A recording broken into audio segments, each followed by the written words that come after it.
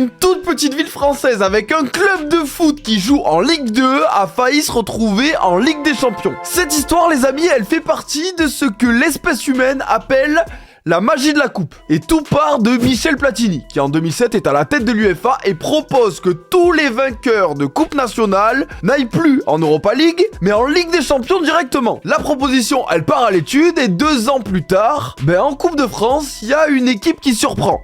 Et c'est pas celle que tout le monde attendait. Là, mes amis, nous allons parler de Guingamp, ville de 7000 habitants, qui en 2009 se débarrasse de l'US Saint-Omer, de Brest, du Mans, de Sedan, de Toulouse, et avec ces conneries, se retrouve en finale de la Coupe de France. Bon, ok, ils sont en finale, hein, mais moi, il y a 2-3 trucs qui me dérangent un petit peu dans cette épopée guingampaise. Déjà, il y a le fait que Guingamp, c'est 73 fois plus petit que Toulouse en nombre d'habitants, c'est vraiment beaucoup, mais surtout, il y a le fait que Guingamp, c'est une équipe de Ligue 2 qui, en 2009, a terminé 13e du classement de 2e division. Alors même si leur parcours en coupe, en soi, il est pas dingue, hein, ils ont pas sorti le PSG, ils ont pas sorti l'OM, ils ont pas sorti Lyon, mais pour eux, et même dans l'histoire du foot français, c'est un truc de fou. Et donc à ce moment-là, techniquement, ils étaient à un match, une victoire, de recevoir peut-être le Bayern de Robben, le Barça de Messi au Roudourou la saison suivante. Bon, la proposition de Michel Platini, elle va pas être retenue, donc Guingamp, ils oublient la Ligue des Champions, mais ils se retrouvent en barrage d'Europa League, un truc que le club n'aurait jamais pu imaginer. Et si j'ai mis ce maillot aujourd'hui, c'est pour une bonne raison, hein. Quand Hambourg, club allemand, ils ont vu